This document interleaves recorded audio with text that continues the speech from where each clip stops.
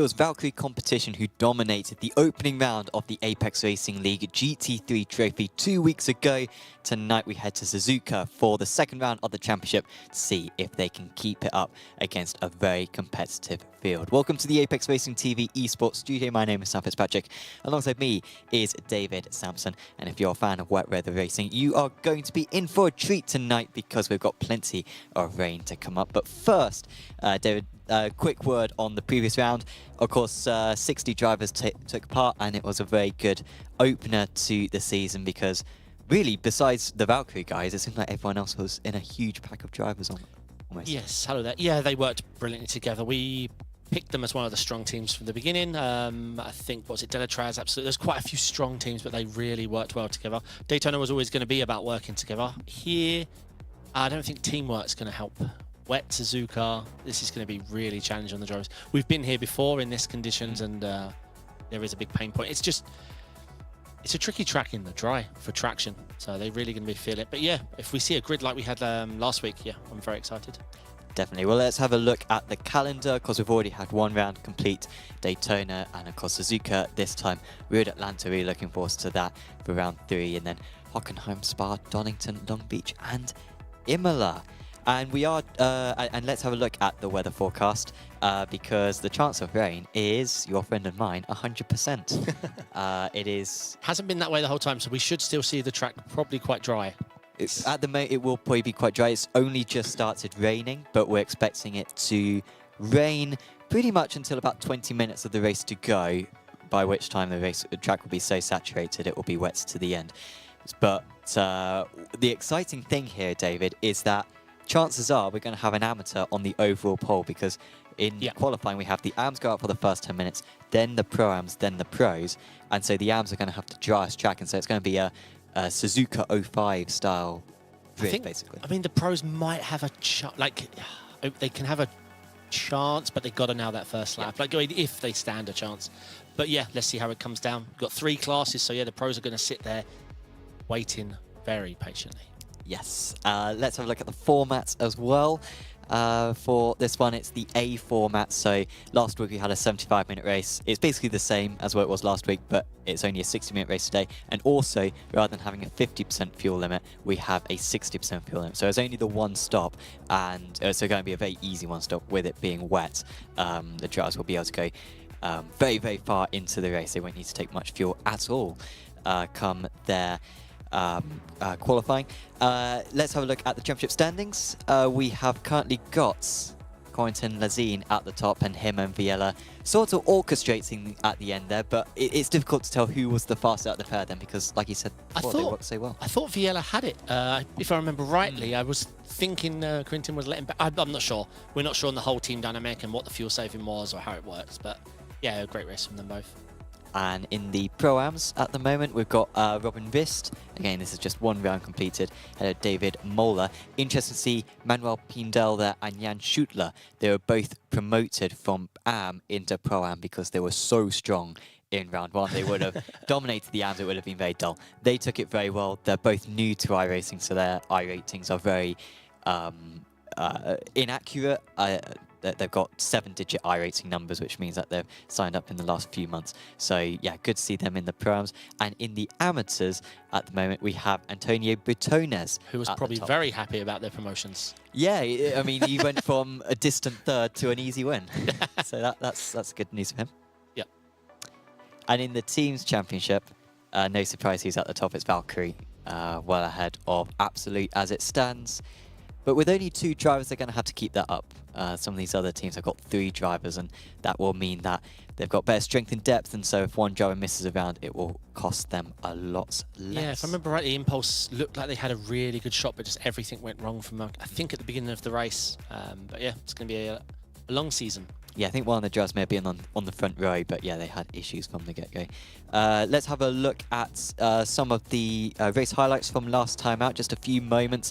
And of course, it was a clean start to the race, at least the first couple of corners, which was very, very thankful down into turn 1. Yes, indeed. We was nervous, obviously, the amount of cars, 60. Went quite well, considering, like, look at this, a lot of 3 wides. However, it didn't go too well later on in the lap. We thought he might be spare. But then a little bit of contact on the banking and drivers went everywhere. Most didn't use their brakes and it caused a lot of collisions further back in the field. Yeah, I think I remember laughing the first time because just as you think it's about to end, the next batch, and this was early on as well. This was such a shame. Yeah, that was lap 1, wasn't it? Actually, that was lap 1. Yeah. Yeah. Fortunately, there were a lot near the pits, so they all had to come into the pits. Valkyrie competition, 2 pit stops, of course, and remember they went for a short first pit stop, and that enabled them to get away from Lucas Tellman, who was right on their tail for the first part of the race, but that short pit stop managed to allow them to pull away, and pretty much from then on, no one threatened them. Yeah, I mean, Lucas didn't have the draft, so we knew it would be troublesome for him because the rest of the 2 are working together. And yeah, I think Lucas did a great job, but sorry, that incident, we reviewed that a few times. Yeah, Lucas just had no shot, really. The jury is still out, I think, for that one. And yeah. Then, of course, like you said before, Viella had the run here, could have gone for it, but then he lifted off. And Lazine and him calmly went across the line. Lazine taking the first race win of the season. We'll see if that favour is returned in future rounds. Let's have a look at this Suzuka track then, with our track map and some of the things to watch out for. Hopefully we'll see a couple of outside moves, particularly in the wet. I think moves like this will be very possible. Yeah, it will be the grippier line in the wet, especially because it's quite banked, so it get quite dry up there compared. Oof. Yeah, but these curbs, you're going to have to really, especially if you're on the dry tyre out there in the wet, you're going to have to be sure of the grip levels coming off on some of those curbs. Through the whole S's, it's going to be... I have driven here in the wet, but that was back in an LMP2. It had significantly more downforce, so you just got to be careful. Degners will be tough as well, not really an alternate line. Here was a little bit of what can happen at the hairpin, just a little bit of contact. This again from the Racing Unleashed GT3 series. Drivers fending off the inside and yeah, easy to make contact on that part of the circuit. Then into 200R, which might not be easy flats out, might not be flats out at all with the amount of rain that will be coming down. And then, of course, 130R. And hopefully we'll see some moves like this. This from Lucas Riz. Hopefully not in the wet. I don't. Spray alone is going to throw them off there. It's going to be quite intense coming up to that corner. This is an old clip back from the SR8 days of the Radical. This was in the ARL Radical Championship. This is going to catch people out. This very last corner, because it's off camber, downhill, and we don't think about that corner as a corner. You know, you just come off the chicane and you're done. Whereas in the wet, that's going to catch people out if you're on the wrong line. It most definitely is. Well, we've also got some picks as well. So throughout the season, we're going to pick who we think is going to win each division on each round. And then if we get it right, we earn a point, and then I'll keep track of who's winning and stuff, just to make sure that's all fair.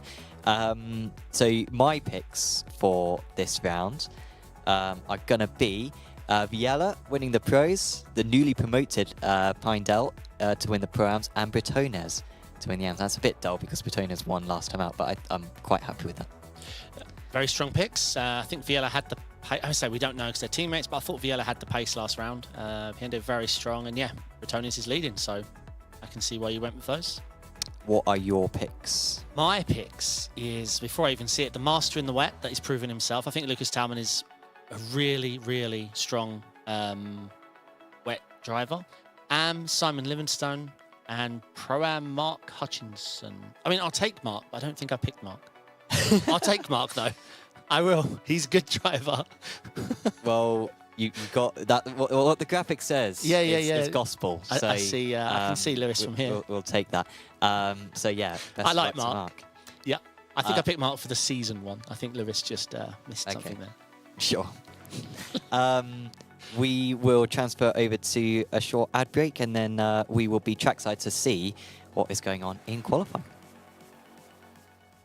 Are you struggling for consistency in your sim racing? Does your iRating look like a roller coaster? If so, we have good news for you. The way to get more consistent is to first understand what you're doing differently than the professionals. And VRS is the answer. With our competitive subscription, you will have the telemetry, setups, tutorials, and everything else you need to fully analyze your driving. Our data packs and the ability to compare your driving with the best in the world will show you exactly where to adjust your inputs, change your driving line, and shave seconds off of your lap times. And our powerful and precise Direct Force Pro wheelbase and precision pedals are being used by some of the world's best drivers. All these champions agree that VRS hardware is not just the best on the market, it's also priced well below the competition. So if you're looking to upgrade to direct drive and the best pedals in sim racing, VRS is your answer. If you want to get better, get faster,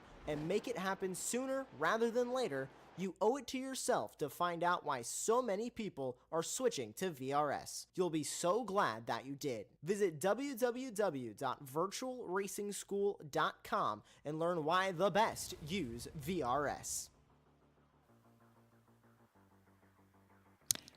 Welcome to Suzuka. We are in the very early stages of qualifying. Of course, we've got 10 minutes of the amateur qualifying, then 10 minutes of the pro, and 10 minutes, or 12 minutes, sorry, of the pro to end. And while our preview shots are of a very nice Japanese afternoon, this is the state on track, and it is very wet already. Only started raining in sim about half an hour ago, but already a lot of rain has been deposited on the track. Yeah, it must be when it ticked over from qualifying. It really advanced the wetness of the track, which we've seen a lot. I always find that exaggerated by iRacing. Wow, look at that shot. Everyone avoiding the white line though, so this camera will be useless in the wet. Yes, yeah. Whoever made that camera should be No, we need wet embarrassed. and dry cameras now. Yeah. Still taking the inside line there for Messina. He's on pole position, a 15.37. It's really just about nailing this first lap. That is, in theory, his first lap should be the fastest. And a Porsche is a really... If it's raining at Suzuka, I'd pick the Porsche hands down. Well, this is going to be their last lap and event. So seemingly still improvements coming in. So it's not a whole lot less grippy, it seems, than it was 9 minutes ago. That might be driver confidence. We're not going to see that with the pros. We're going to see them try to extract it on lap 1. And in theory, that should be as quick as it gets. But yeah, track time is important. Like, how it's been done in the session must be tough for them because, as I say, most of the practice was dry. Sure, yeah. Oh my god, look at all the gravel on the side of the track as well. A lot of mud on the entrance of 130R with the drivers dipping a wheel onto the dirt before turning in. And then just one more corner for Mazin. It's not a good lap though, this. He hasn't set any personal best. I think his existing lap, in fact, it was already an out lap. So he just goes back. And the pros will be going out on track now. Livingston only 9th, 5 seconds off the pace. So maybe that is an indication that it's getting slow, albeit we know the Mustang is not the best car in the wet. Endres, one of the few drivers who can still put in a time. He set a personal best sector 5. There are 6 sectors, sorry, on this track. When it comes to, maybe, I'm not sure how much you've experimented with this, but when it comes to sort of debris, sort of gravel and stuff coming onto the track surface, does that reward grip in the wet? Like, how does that, because obviously we always talk about you want to be on the marbles, you don't want to be on the slick part of the circuit, so does the that... marbles get washed away, I find, when it starts raining, and then, in my experience, it takes so long in the wet for them to come back. I don't know if it's just a graphical thing, because that's all you've really got to go on, but yeah, it usually washes the track clean. Sure. They're terrible for FPS, I'm finding. That's something I always need to look at. It's okay, a little couple of marbles for... Wow, it does look marbly. Holy moly. Perhaps it hasn't washed it away yet. Fowler not confident through there. This is not going to be... Well, this is another outlap, so I think the judge just desperate to get... Oh, look, there's a bit of blue sky for a moment. It's gone now. But yeah, maybe the judge just want to get as much practice as they possibly can. For sure. Yeah, that's... They need confidence, especially Zams, unfortunately, have now got to sit there for 20 minutes until T1. Yeah. So it can create a lot of nerves. Whereas, yeah, the pros are going to be disadvantaged with the condition of the track. They're going to feel a little bit more confident barreling into T1. Okay. That was the slowest crash ever. I think Endres is an AM as well, isn't he? So I don't think he was meant to be out on Look track. at those marbles. That can't be right. It can't be. I know there's gravel on the entry there, so perhaps they were abusing it a lot in practice because it was dry. But so some big laps now for the Pro-Ams. Honestly, I don't think anyone's going to beat Messina. We could well have an Italian 1, 2, 3. see reverse grid. But the Pro-Ams could still get well up there, and the Pro-Ams could beat all the pros because the track is still going to get wetter. Yeah, There's this a is few going to be puddles up exciting. there, but It's not easy to pass. If the AMs capitalise, they can score a season-changing amount of points in one race. yeah. Because obviously you score points for your position, not position within class. Big first lap here. They cannot afford to go off. But was that a 1x, or did he go away with that? No, he got away with it. He's just really, really slow. This is on board Oleksiy Bari, driver who we saw for the first time in the Rob Yeah, he just 24 man. has not been out in the wet too long. He's just... You want to avoid these apex. He's trying to get to them, just deliberately below them. Like, around the outside is where the grip is, especially when the track's angled, like banking. Yeah. Wherever the track is at its highest means the water runs from it. Yeah, he's fighting to be on the racing line. I mean, it's not easy. It took me thousands of hours to learn this wet stuff. Oh, he's locked up. Oh, the driver ahead had locked up as well, so that's a 1x. This first lap won't count, and that could be very costly. And he's going to do well to avoid the wall. We're going to deposit a bit more gravel onto the track as well. These guys seemingly avoiding 1x's so far. Who is fastest so far? Michael Eberstein, who we're currently watching, setting one of the fastest first sectors of anyone. So he is going to meet getting himself pretty up there. Kokok as well with a good first sector. Zetcher with a good first sector. Yes, indeed. See when these lap times come in, what they're able to manage. They're all following each other so closely. I know they're urgent to get out because obviously the track's getting wetter. But it doesn't make it easy. Yeah, especially going into this one where you want to be avoiding the... They're all taking a tight line. They're not even trying the offline through that. And they're making sure to brake not on the racing line. That's where you're going to lock up if you use that racing line. And let's see what these times are. Are they anywhere near Messina? Because this might be their best lap of the session. Meyer goes 5th place. That's not bad. What can Eberstein do? Only 8th fastest. His lap fell away slightly. Great second half of the lap there from Robin Meyer. Yeah, that's going to really help him. We may very well see the pros not be able to get this at all. I mean, we are seeing the average hour time significantly slower than Messina's time. I say they may need to build confidence, but they should have had enough time in practice. They're the tail end of practice. But we really don't know. We didn't see the session tick over. It might have ended practice lightly wet, and then by the time the quali starts, the iRacing things have soaked. Look, I cannot believe the marble's offline there. Every time we play that shot, I don't even look at the cars.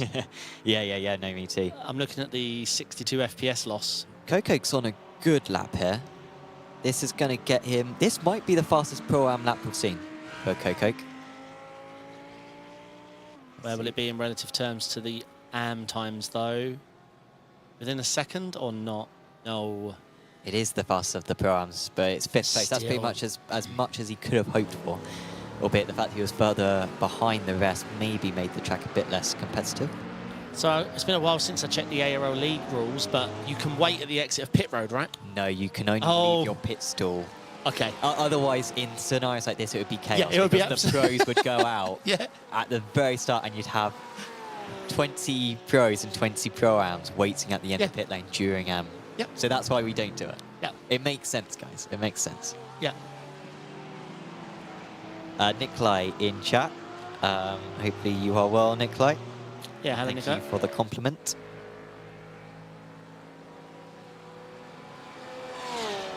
Yeah, it's going to be an exciting race. And Boris in chat as well, saying that Cold Ice Esports came from ACC, and that's why there are a lot of them. Very that's pleased awesome. to have you involved, Boris. Of course, a couple of your drivers with slightly deflated iRatings at the moment. And yeah, considering that they're already 3K within a couple of months of joining the sim, really Deflated impressive. or underinflated? Because they didn't lower them. Maya goes to 3rd, so an improvement on the second lap. Yeah, 6/10 is a good showing. Is it Yeah, and there raining you as go. much now? It is still raining a bit. Yeah. I say building confidence is one thing. Hello to Eric Seth in chat. He is rooting for Livingston. Let's go. Deflation. Yeah, No, it is 'cause deflated. Deflated. Yeah. Because the opposite of inflation Yeah. in economics is deflation. Yeah, but it wasn't inflated, thus there was no deflation. So it just hasn't inflated yet. Well, technically it was inflated to 1350. That's the starting iRacing. Right? Okay. If he's lower than 1350, then yes, he's running a deflated iRating. I'll allow that. At 1351, he is underinflated. No, actually, I think you are right. Now that, yeah, you are right. Okay.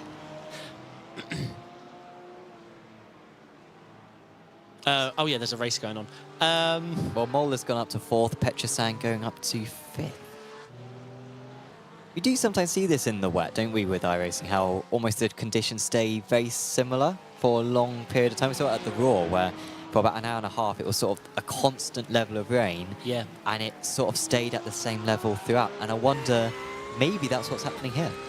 And I always joke how good the Porsche is in the wet. Like, yeah, the Audi probably is the fastest in the wet, but the Porsche is so easy. And we're seeing Messina's lap time there. I mean, what's his I rating? 1.8k. What a guy.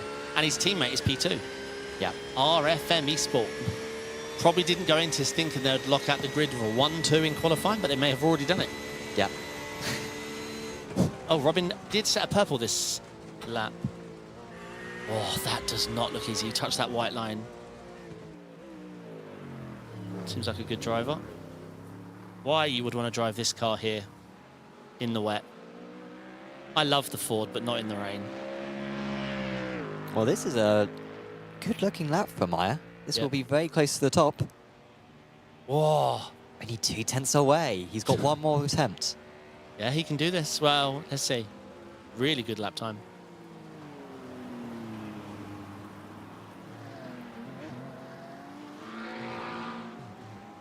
Jan Nova, only one personal best sector on this lap for the Acura driver.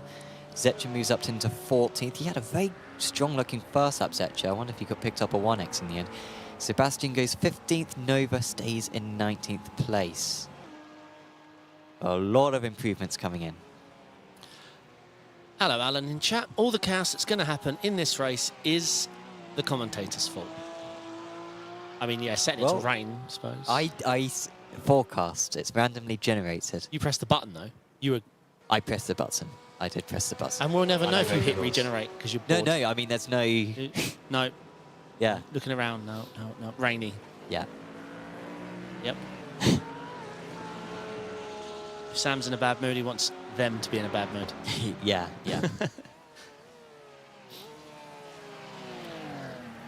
Someone in chat asking, how are the boys from RM Simtech doing? Well, it looks like they may have locked out the 1-2.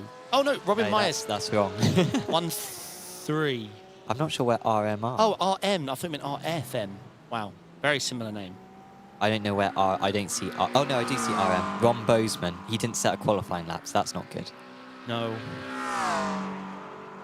So Maya still in second. Here comes Mola. Remember, Mola took pole position in the last wet qualifying we had at Nürburgring last season. He Well remembered.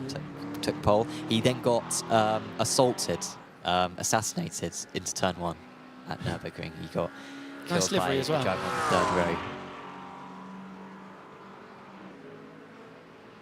This is a good lap, 3 personal bests out of 5 sectors.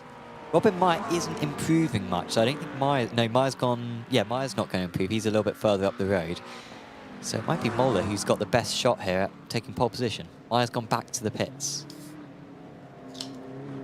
So if we are going to have a pro-am on pole, it's got to be David Mola who delivers. Around the final corner he comes.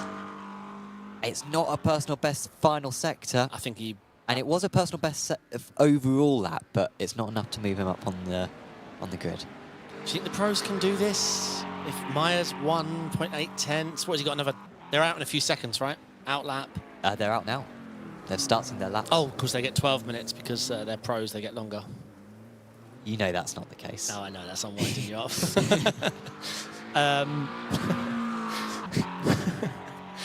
let's see what they can do. Because, yeah, we've seen sector times being matched for quite some time now, so possibly there is enough grip on track to maybe challenge for pole. But let's not underestimate what they're trying to achieve here. If they drove out on Messina's conditions, they would be doing 13.8s. Yeah. Yeah. Certainly the track has got slower.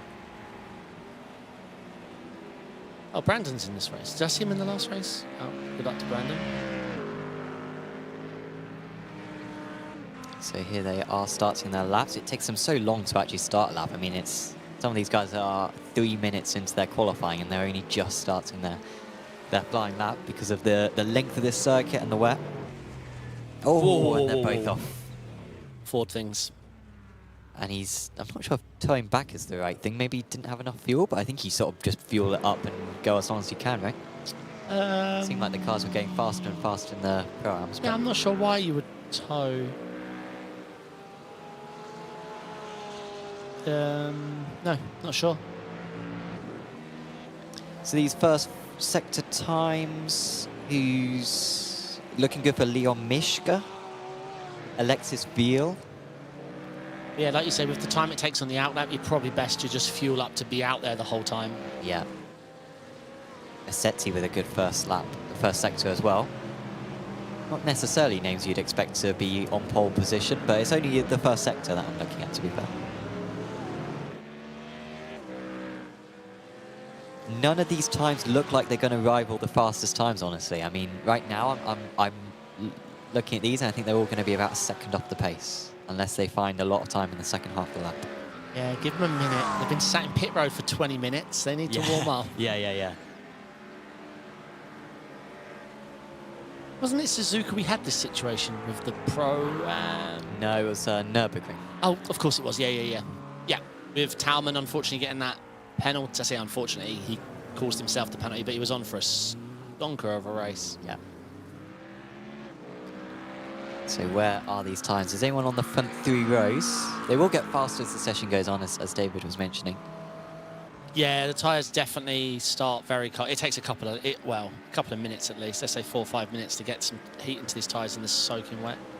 I'm sorry, 10th, Tailman. We know he's very good in these conditions, only in 11th. Yeah, Brandon Tabone, 26th. Harold Utortus, 25th. Tom Euler, 30th. Tim Greven, 22nd. Yeah, so not easy. You run such a risk following this close in the wet. It's so easy to make a mistake. Oh, they make it. Ford made that work. Yeah, watching Corentin Lazine, our runner-up from last time out, has not set a lap time so far, or not an eligible lap time at least.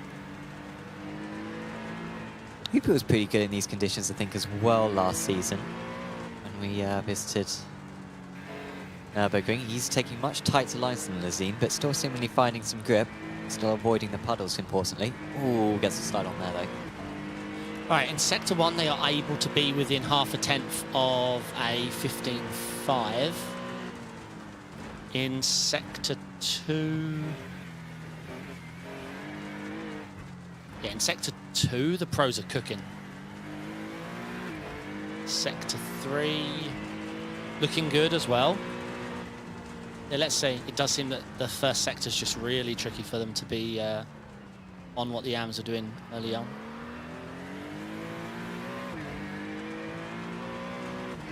Yeah, I think we could see a pole from pros, but I mean, it's not going to be easy. Not going to be easy. Not going to be easy at all. And if there's one corner that's just, you know, tricky, you could probably easily lose 8 tenths. Traction level sounding really good from Hooper here. It sounds really good. Doing a really good job. So improvement for Van Spijker, moves into 27th place, but there's going to be a lot of changes here. Ramsauer is crossing the line. He improves to 5th, so he gained half a second on that second lap. Yeah. Just trying to see where they're losing it.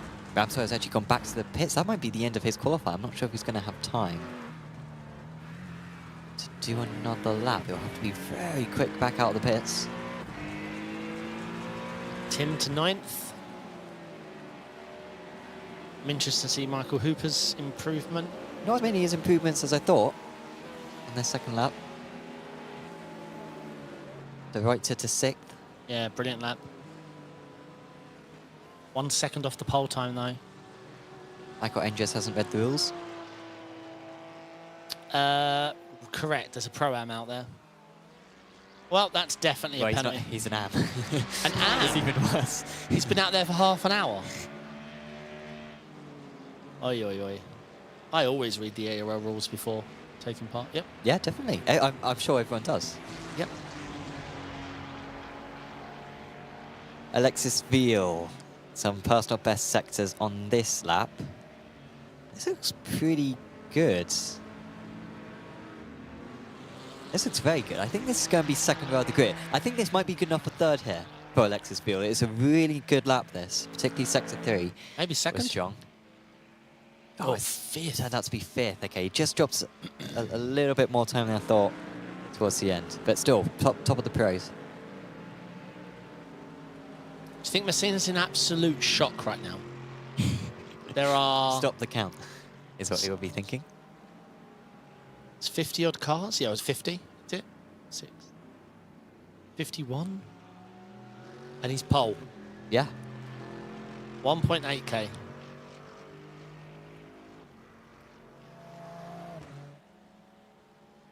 Dan Spiker goes to 32nd. I mean, he might be the lowest I-rated driver ever to take pole in this series. I'm willing to go. In 9 seasons, I think this might be a record. It's not over yet. There's still 3 minutes to go, but... I don't see them finding a second. Well, not got 8 tenths. I just don't see it. Because Tillman's going to try to find some time. This is a good lap from Tillman, actually. I think this will be good enough for the top 10 at least. No. I'll be quiet. Ferrari is not an easy car in the wet. Said he looked very strong earlier on. He's still doing well. Up there in 11th. 4th out of the pros. Sheffers to 15th. We literally said this before the broadcast, that when we saw the weather, we're on for another Nürburgring. Yeah. But this is Nürburgring on steroids, because at Nürburgring we had a Pro-Am on pole. Today we're going to have an Am. Am, Pro-Am, Pro-Am, Pro. Yeah. Messina just needs to hit his marks and stay on the asphalt at all times. And yeah, he's on for a really good result. Mishka with the fastest first sector of anyone. His second sector was good. His third sector was good. His fourth sector, I think, is coming up soon. But this is going to be close to pole for Liam Mishka, who hasn't yet set a time. So this is high stakes, and this is going to be his last lap. So this could be pole or last for Liam Mishka, and it's a very good fourth sector as well. He's right on the money. Veal goes third. So the low fuel and hot tyres is coming to him. Veal's lap time there. Oh. Leon Mishka, a rookie, I think, for this season. Would be his first pole in the series. Has he done enough? He struggles to get the power on. Maybe that slight squiggling might deny him the front row of the grid. Where does he go? It's 5th. That's a very good time from him. It's nearly fastest of the pros. It wasn't really that close to the overall pole in the end, but that's a great effort. Yes, indeed. A couple of fast sector times out there. Wow. The track just looks saturated now. I just don't think they can put a whole lap together. There's promise in each sector, but they're just, yeah, asking too much. Well, this lap isn't going to be completed by Grieven. He's got 30 seconds to go, and he will not complete the lap in time. So we focus on Sheffers as Tailman goes to 9th. Maybe not quite as strong as we sort of suspected Tailman might dominate in these conditions, but it hasn't been the case. He's still done well. Sheffers back to the pits. So I've got Massetti out there, but he's not going to improve. Grieven's not going to improve. Yeah, I think that's it. Well, Michael Hooper's pops himself into 25th, actually. But that is it. So that's what we wanted. Not as extreme, the saturation, as I thought. It seemed like Was it just a case that the track was so saturated at the start of quali that in the end there wasn't much left for it to go? Oh, it's hard to tell because we're also dealing with the skill difference here. Yeah, we always talk about the skill difference between pro and am, but in the rain, it's monstrous. I mean, there could be 3.5 seconds of pace out there in difference. So I think it's skewed by the skill of the pros and the am type. So it's too hard to tell from where we're watching. Well, let's have a look at this complete random grid. I mean, honestly, you could throw AMs, pros and pro-AMs all in a hat and pick one out at a time, and this is potentially how it would come out. We've got Messina as an AM on pole, then it's the pro-AM of Maya and the pro of Veal. Then it's Ochapinti, Mishka, Mola, Ramsawyer, De Reuter, Telman, Kokok, Petrosan, Fava in 12th. Then it is Massetti, Grieven, Fowler, Janowski, Sheffers, Yatortus, Chevalish, Korshavan, Euler, Sebastian, Erbestein, and Hutchinson.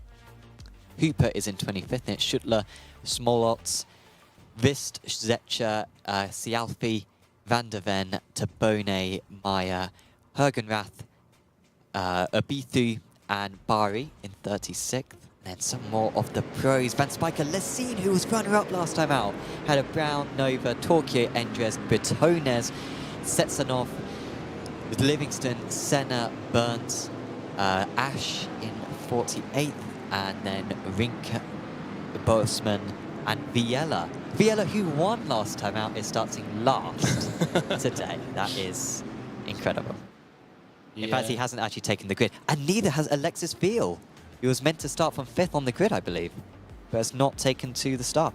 And we've got a driver on dry tyres. We've got Daniel Ash on dry tyres. Hopefully. And we've got Dominic Korshavan on dry tyres. Hopefully that's just a mistake, because every overlay I've used when the session ticks over, depending on whether the driver, how quickly he presses grid on stuff, I don't know. Sure, okay, we'll see. It really can mess up. We'll see if that is the case. I just don't think iRacing supplies it very well. It is still very, very What happened to Alexi Veal, though? I assume computer crash or something? Something, serious?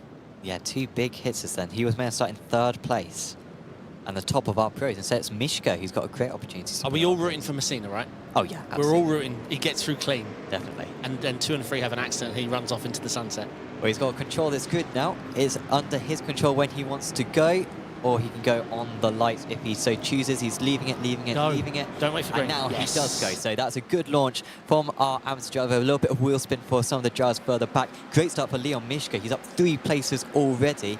And Datsy will be tackling for the lead. Watch for the white line heading into turn 1. It's going to be very slippery on there, trying to slow down. Wow, excellent job so far. Holy moly.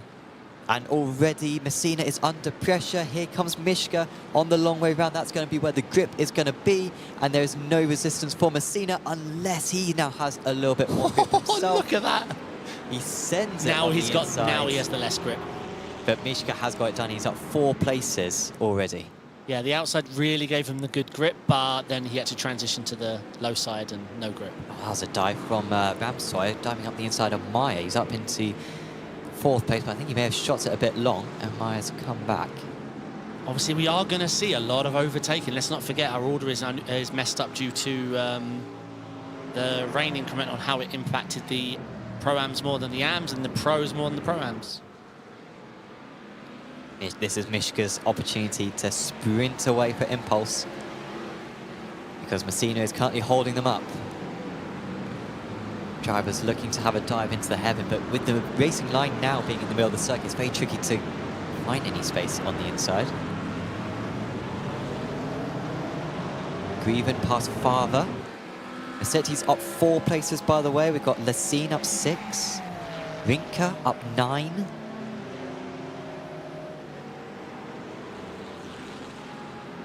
So yes. watching Yatortus. Yeah, lovely dub. Tortus ahead of Fava as well, one of the amateurs who really overperformed. He's falling back. And talking falling back, Messina, who's already 2.5 seconds off the lead, is falling into the clutches of Robin Meyer. Ramsoy is keen to get past well. Ramsoy is bump drafting, heading into 130R. Now, we're going to see how grippy the gravel is on the outside of the circuit. I worry about our AM here. He's going to lose 3 or 4, I think, here. Because Talman's getting this here. Big send from Rennsport. Selman's going to get through as well. Yeah. Oh, and rounds goes Maya. He got himself up into second place, and now he's going to be last. What did I say? It's such a nothing corner. Exiting the chicane is such a nothing corner. Your brain goes off, and it's so easy to loop. These drivers need to remember when they're rejoining the track, it's the non-racing line that's the racing line. That's a big loss of Maya. Yoni G's in chat saying Messina 1.8 1.8k iRacing, yes, and he led for 3 corners. Yep, so if you missed it in qualifying, when the AMs went out, it was very light rain. When the Pro-Ams went out, it was medium wet track, and when the Pros went out, it was very wet. So we had almost a reverse grid setup. A few of the Pros were able to get into the top 10, but AM driver of Messina put it on pole on a very early lap into qualifying. It's going to be a long day for him. And his teammate, in fact, Ojapinti. They've got the entire field now queuing up behind them. They've just got to try to drive as cleanly as they can, and they will be overtaken. But yeah, exactly. Let the overtakes happen, stay out of trouble, and their net result will still be... I mean, how far are they ahead of Favre already? 5 seconds clear of the nearest AM. Yeah, that's big. Long way clear of this AM. Ross Valley's gone off at Degner 1. I'll say there was a bit of contact, I think, further up as well. Oh, Moeller's gone round. That's a big shame for David Moeller. Oh dear, and he's lost some of his car. That could be a danger for everyone else. Hopefully they can see him. But he's going to have to take repairs. Now, the drivers will be able to go very far on a tank of fuel being wet, but I don't think they'll be able to go 55 minutes. Was it limited to 80? 60. So they can usually go 36 minutes. Maybe they can go, what, like 45 at a push? I don't know. I think their fuel usage is down, yes, but not that significant. Sure. Probably a couple of laps at best. I actually lost a top split IMSA race here once. Track was very wet to start with, and I pitted, put my fuel in. Track really started to dry up. Dried up so quickly that I had 0 chance of making it on fuel.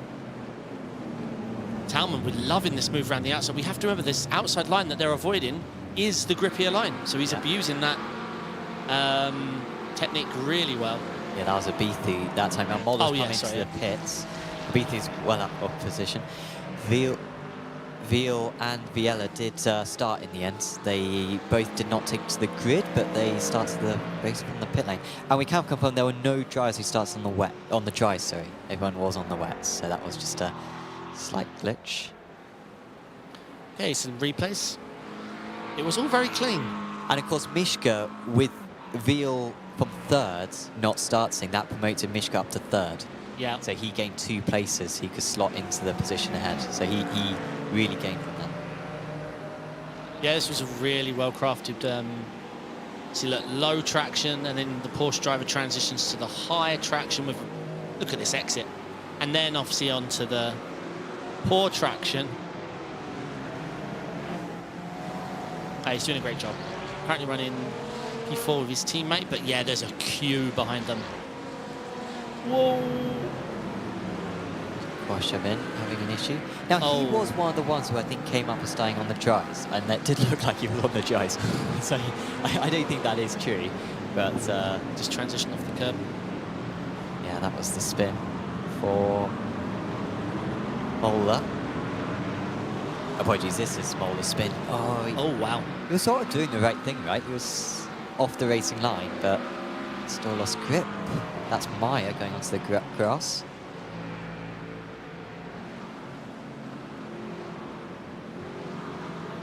Oh, Daniel... Yeah, see Alfie's round. We're going to drive past him in a second. He's somewhere around there, probably a long way off the track, it looks like. There he is. So, Samuli actually in chat letting us know that Korshavin did start on dry, and he pitted for wets. That must have been a mistake. Well, no. Surely. Yeah, but let's throw out what probably happened. He's been practicing quali wet, Doc, over and over again. Qualified, and then just loaded the race stock and was like, ready, let's go. And Then as the grid happens, it says, you're on the dry tyre. But at that point, you're like, okay, I'm changing tyres. But he did not. He left It happens to the best. Was it Vecchio last week? Raced on his Smurf a bunch of times to build confidence in the rain. Raced on his main, gridded up on dries. Sure, yeah. From pole. Oh, we just saw Meyer come into the pits, Robin Meyer. We have got a couple of different Meyers, so that is the Robin variety. Good to see Hakenrath having his webcam on. Yes, indeed. These are the ACC guys, right? Yes, yep. Yeah, keep an eye on those. Hooper has passed Hutchinson. There's a lot of moves going on. Of course, do make sure to check out the live timing app. There's a link to Tom it's in the Euler description. and Danny are having a bit of a battle. I know Daniel Sebastian's dropping. Michael Hooper's dropping. Something happened. Something happened. Yeah, something definitely occurred. I think there were it was a mini track blockage because I saw 4 names all just get held up very quickly. And Michael Hooper and Livingstone are now dropping. Mercedes lost his rear wing as well. Yeah, a lot's been happening this lap. Something happened, and it caused a lot of calamities. Is that the word, calamities? Mercedes gone off again. He was the one who lost his No rear wing in the wet. You wouldn't wish that on your enemy. I think he spun round at Spoon. With all the off tracks which are going on, this track is just going to be a rallycross circuit by the end. There's going to be so much. Off track limit did you give them? 20. Sam making friends. In Porsche GV actually on Sunday, I got 23 incidents in a 20-minute race. A 20-minute race, But okay. 20 of them got removed for 4Xs, which weren't my fault. So I got removed. It got deducted to 3, fortunately. Hutchinson ahead of Mercedes. Well, Mercedes coming into the pits, of course. The scene on the comeback. Second place driver last time out. He's in 24th. He's up 14 places. Yeah, we'll try and get a replay of what happened last lap. But I mean, my brain just tells me 2 people were sideways and then lots of people had to do avoiding. Right, Mercedes is in. Yeah, I must have seen 6, 7 names change position. Always using the white line, keep it dead middle. Is it worth it? No, it's just not. He's on the puddle on the inside, and he's right in the middle of the circuit, and honestly, those 2 drivers on the outside couldn't have done much more to avoid that. One spinning back into the circuit now. Yeah, it weren't worth it. The inside dive was never going to work out there.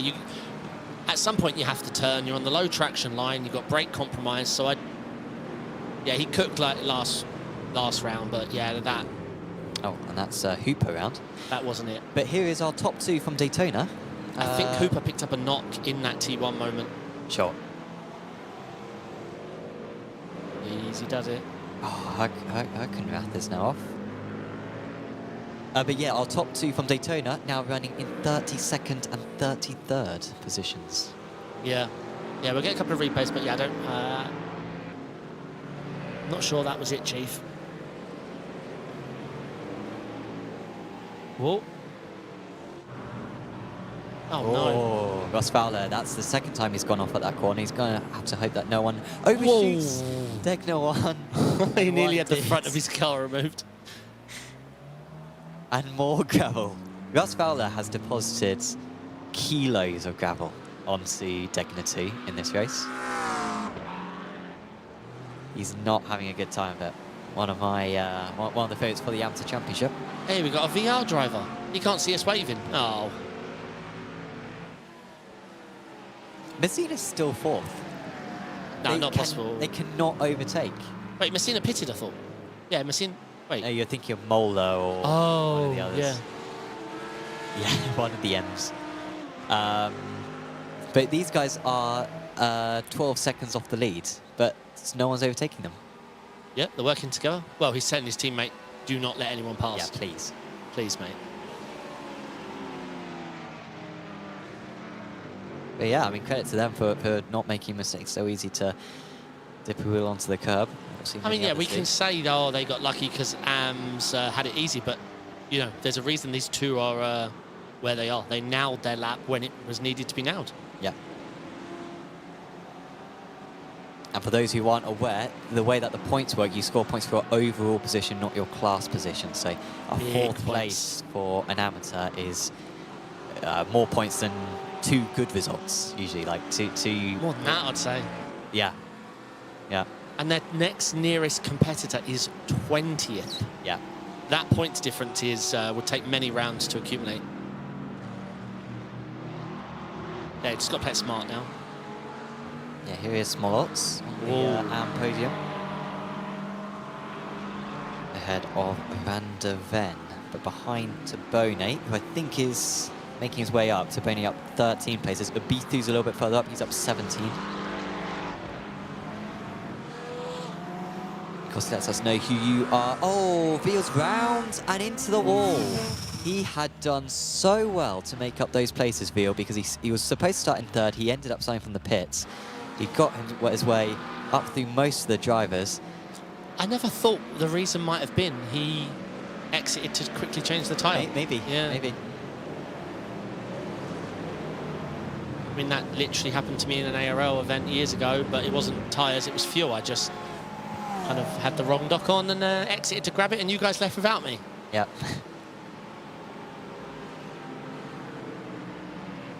That outside line 130 yard is cleaning up a bit. Not that the drivers are particularly tempted to use it, looks like. Grieven past De Ruyter. Now, De Ruyter hasn't really been making much of an impact on the AMs in front of him. Correct, yeah. But he will keep 6th place. I do wonder, though, if Grieven got past, whether he'd be much better placed to pass Ochapinti. Oh, Danny's the wrong way round. He's going to need to be careful. That's an awkward position. He's being cautious. Yeah, it's going to be an Austin Powers. It's going to take ages. Oh, no. Oh, Grieven's gone off. Wait, I think he peached it. Oh, what happened here? Was it? That's not a good rejoin.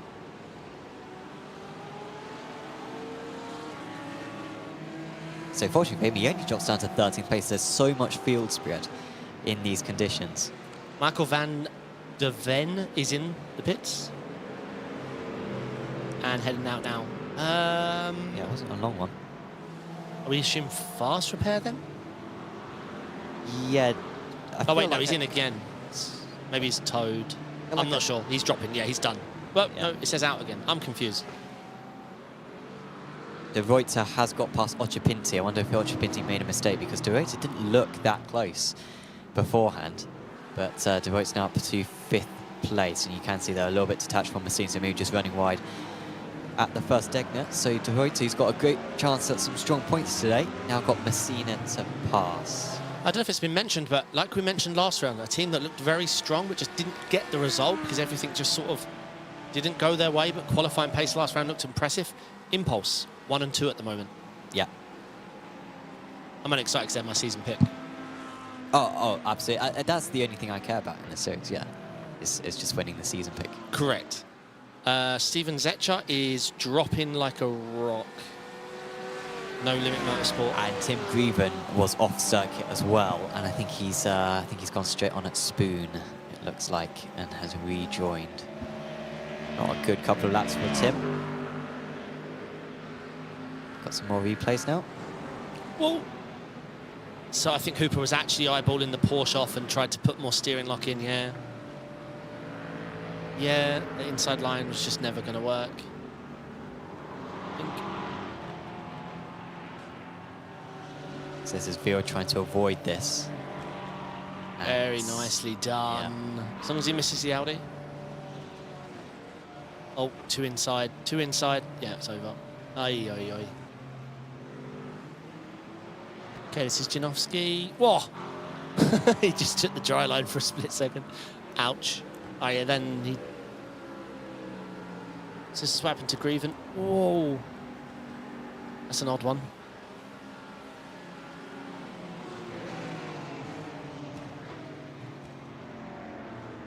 Looked like someone was coming out of the pits there, but Yeah, I saw. They were. I think that's Abithu. Who's behind Abithu? Tabone. I think that's Tabone's legit line there. He's just going all the way to the inside. De Ruyter has got past Messina, so Messina's defensive 4th place has ended. De Ruyter getting a move on with it now and is up into 4th place. Also pretty close to the lead, down below a second now between Mishka and Ramsawyer. Yep. 2 rookies, I think, for this season, and they are battling it up for the win. I'm expecting Ubitsu to get a move done here. He looks like he's got the pace to clear and run away. So I think he's going to really put the aggression on here. I mean, if you're able to follow this close in the wet, maybe just let it happen. And let's see. No, he's having to tuck back in. This is happening, though. This is happening. Hit him. This is happening. The Porsche is just delaying the inevitable. Heads up, that's... I'm not exactly sure what the weather forecast is now. I don't know if one of our producers could maybe let us know, but at least before the forecast was that it will stop raining in probably about 20 minutes, half an hour from now. Oh, wow. Okay, let's see if Ubitsu can get the traction here. Nope. Euler up to 9th, past Sheffers, by the way. Looks like Sheffers made a mistake. And Eberstein. Michael Eberstein, yeah, had a moment. That sounds like he's crashed at 130R, and he has. Yeah, he's missing a tyre and a rear wing. Yeah, mate, you've got no rear left. Bitsu's looking. He's going to do this around the outside. What we saw Town. Oh, the Porsche wants all the space. Surely this outside traction's going to give him the run, but still no.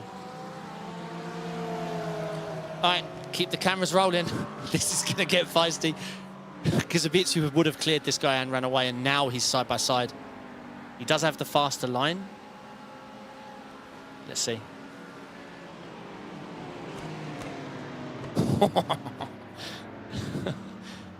Oh, Ubitsu now cutting underneath.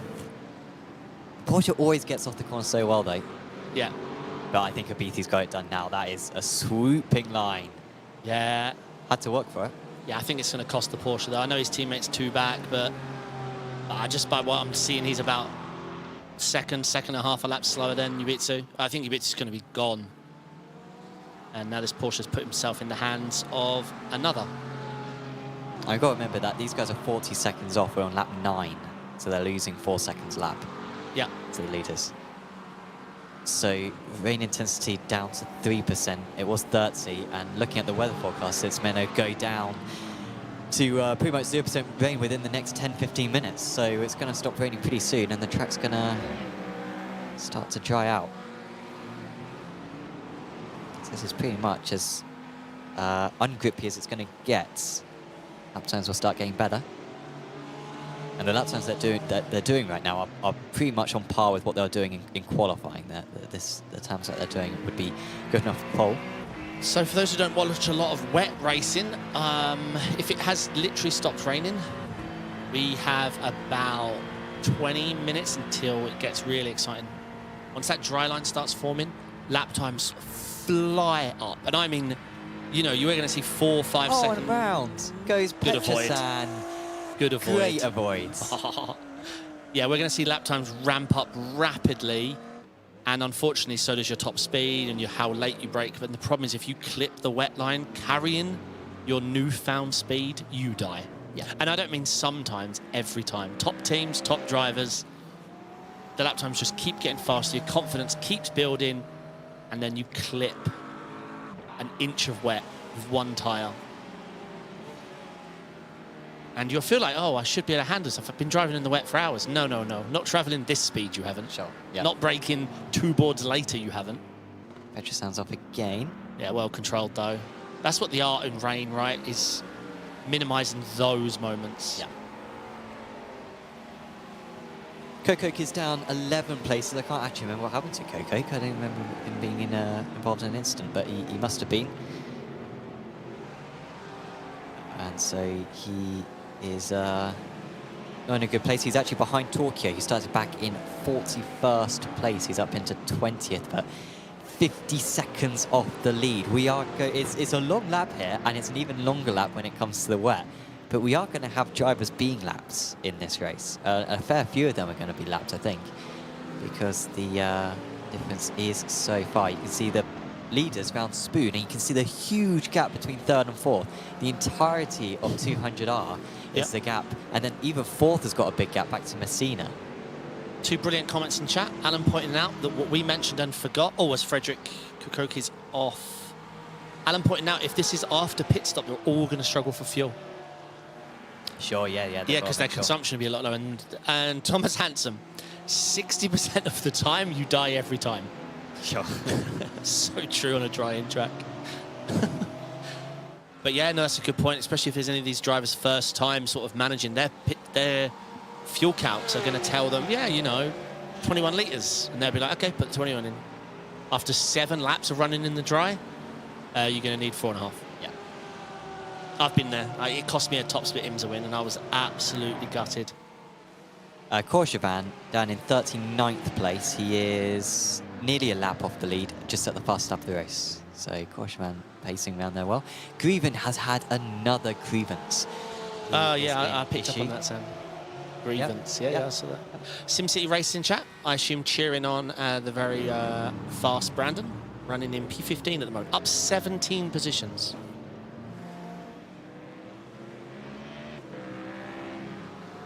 Oh, the Ford is missing a big part of Well, at the least Ford. he can go to the end of the race from here. True.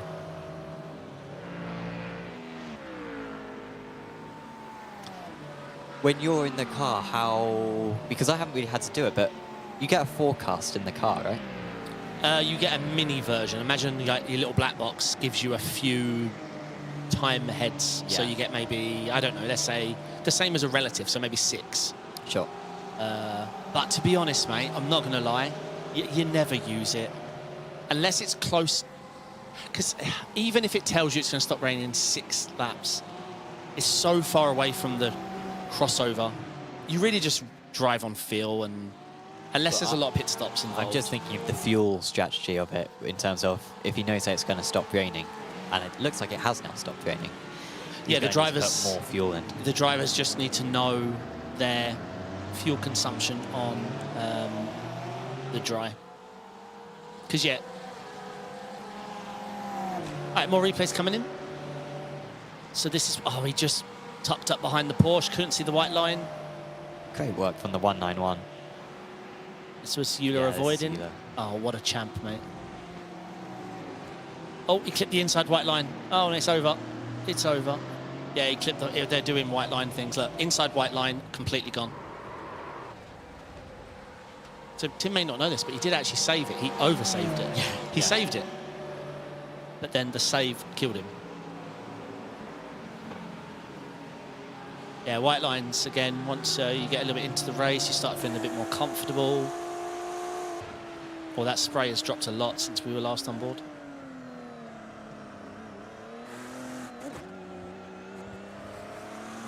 Hats off to Messina. Yeah, Hats still off. there. Yeah, still there. Yeah, 27 seconds off the lead, but that's not what's hard in the rain. That's what's hard in the rain. Being there. That. Yeah, I don't know. This doesn't look like he's got that much damage on the car. He might be on 72X and was like, you know what, I'm done. I'm done. I'm not going through 19 drive-throughs, I'm done.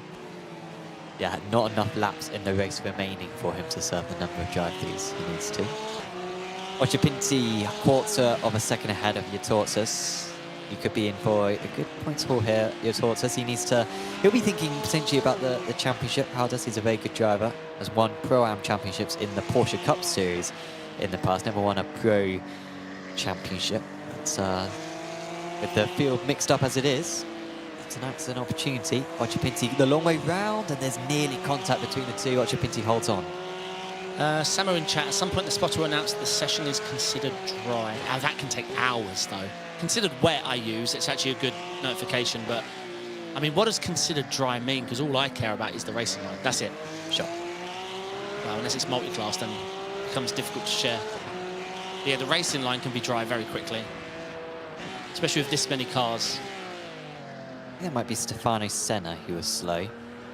It was Stefano Senna. He's got a very distinctive Italian livery. Occhipinti has been overtaken by Yatortzas. Yatortzas up into 6th place now. Yeah. Yeah, this race is going to start getting hard as this line dries up and gives more traction and speed, like I mentioned. Someone's been on the gravel, I think, with the amount of gravel that was being thrown up there. I don't think it's Viella. Viella's come back again. He's hit the wall already, has Viella, but here he is.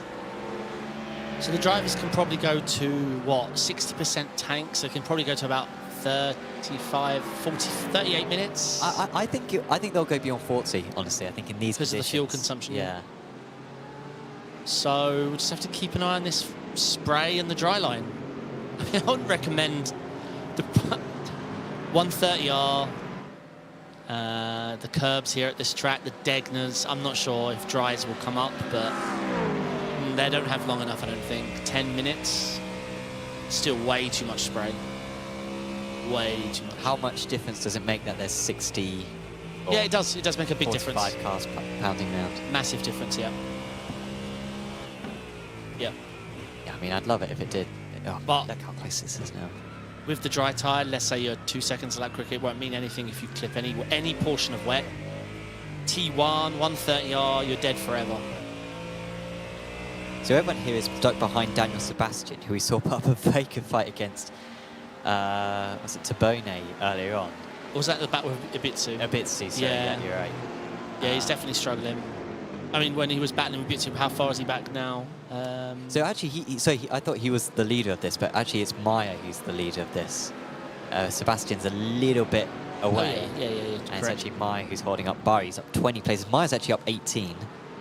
They've both got past Smoltz. Your Tortoise as well, up 12 into 6th.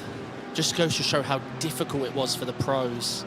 Michael Enders is into the pits.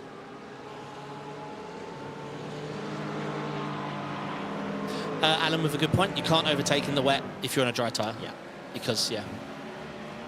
Yeah. And the times so far haven't actually got that much faster. They're only going about a second lap faster than they were Yeah. 10 minutes ago. I don't see it being a dry tyre. Yeah, still in the 2-minute 14s.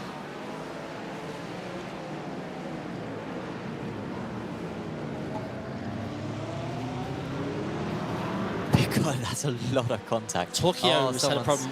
Yeah. Yeah, Alessandro Tokyo was up 19. He just lost maybe 3, 4 of them. I think he's recovered now. He's going, yeah. Oh, it's on the screen. I'm looking at the data. It's about to be the leaders. Because I hadn't clocked it, but these two are teammates, obviously, Impulse Racing. Yeah, they're my picks. I've told them to keep it calm. Yeah. A lot's on the line. I want to beat Sam. Well, I went for Delachaz, I think, so Lucas has got to represent me. He is closing a little bit, is Lucas. There's the gap between him and De Ruyter. Yeah, Lucas has the fastest lap of the race. Raymond Schiffers is in. I think that He was running like toe. Oh, I don't think he was that far. No, it was driving in, so I'm wrong. I am wrong. Frederick Kurek, this might be the last. Oh, he's definitely had a big moment. Poor Frederick, he's been around a few times, down 14 position. Eric saying in chat 207s or 208s is when dry should get beneficial. No disrespect, Eric, but after the calamity, and I believe you were involved, I think you were racing, Eric, sorry if you weren't, but in the LMP2s and the Raw before the 24. Was it Eric? Or was it someone else? I might just be calling out Eric. No, I think I'm making something up. Yeah. Someone made a bad call in the LMP2s in the Raw before the 24, and I thought Eric it was won in Eric. LMP2. It was at Alcantech, sorry. It was Alcantech, sorry. It wasn't... Apologise. Sorry, Eric, for spreading misinformation. Yeah, Recef's a Giga GT3 driver. Yeah, very good. I trust you, Eric, on that call. I've beat him a couple of times, but he's beat me a lot of times. Whoa! Oh, it's small odds as well. What a camera angle for that, by the way. Well, to be fair, he needs to take a pit stop anyway. So if he has got damage, he can take the fast pair. But actually, I think the car's fine. It was a fairly big whack against the wall, but he looks all right. Brian in chat asking where Michael van der Ven is. He had an incident earlier in the race. He is running 35th. He's down 4. But all in all, let's not forget he is Oh, I've really asked for it now. Try and do this. Yeah, the ARRs are struggling, aren't they? We've had a lot of ARR casualties, apart from Messina and Ochapinto. They are... He's 6th in AM, I think. Is he still driving? He is still driving. Russ Fowler has had a moment.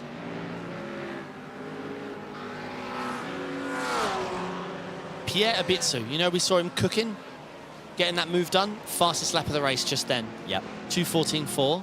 We're only talking about half a second quicker than, but track's drying. Drying, not dry. Mishka and Ramsay are very close for the lead. Sorry, very close. It's down to a 1/10 of a second. Taboni comes into the pits. Brandon in. So I think personally, don't take any tyre. A used wet right now would be so much more beneficial. Maybe Mr. SF can tell me I'm an idiot, but I think keep your used wet. Is that just for the warm-up period? Yeah.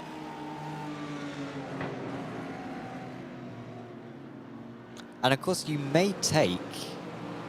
I mean, taking tyres would take more time than taking fuel. Like you're not. Yeah, I don't know the refuel amount in this race. Of fuel, so you'd probably lose another 5-10 seconds if you take 4 tyres. Yeah. Okay, some more replays coming in. Whoa. That white line is going to be the death of. Well, we've seen that accident so many times. Oh yeah, he's like, yeah, well, you know what? Can't do this.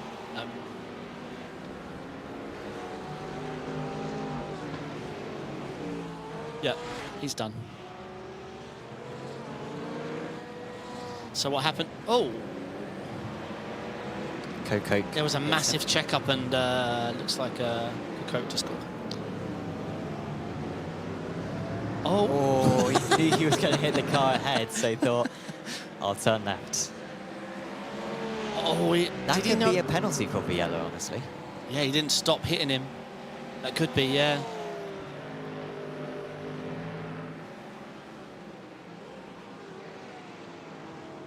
Although when you say you leave a car's width, that doesn't include the puddle, right? You know, I'm leaving you a car's width. Yes, granted, there's a puddle there that you don't want to drive in, but sir, I am leaving you room. Sure. So, drive in the puddle or get hit. No, I don't know. I don't know. I don't know. You can't drive 2 tyres in the puddle. Biella, by the way, is now 37 places.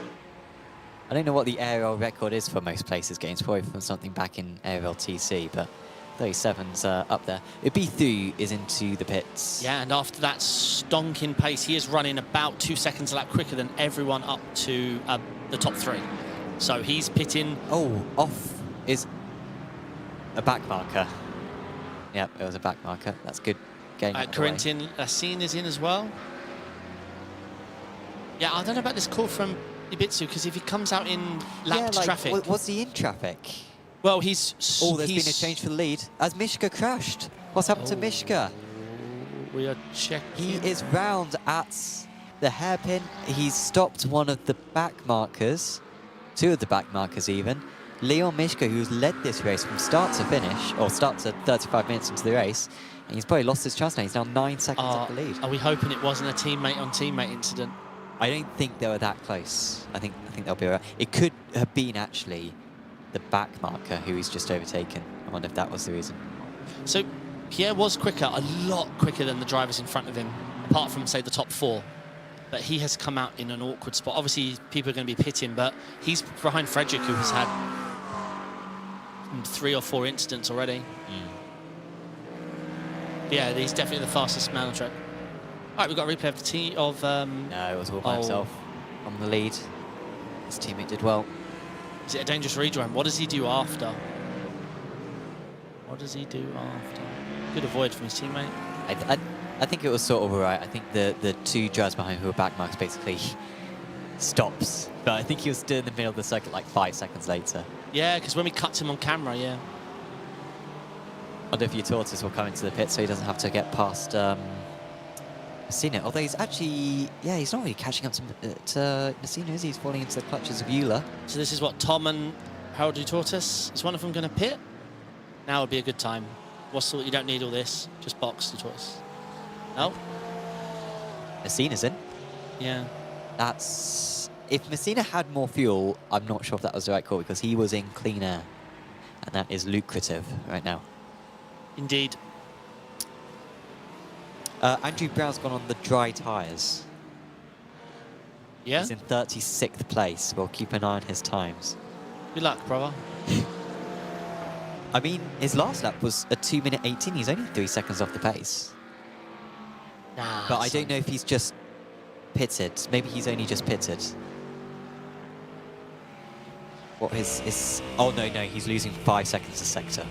5 seconds a sector. He's going to be about 20 seconds off the pace. Yeah, probably not the best choice on tyre. I mean, if the fastest lap of the race is a 14.4, we ain't there yet.